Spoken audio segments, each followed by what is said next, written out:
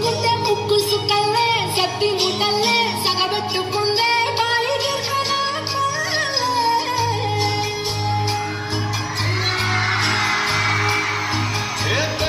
తెల్లని పాలధారల పొల్లే తెల్లారుతుంటదిరా ఒళ్ళోని గంటలు కాడెట్ల మెడలోన చెంతగా మోగుత ఉంటాయిరా నాగలి భుజాన పెట్టుకుంటే దోస్తులు చేసినట్టేరా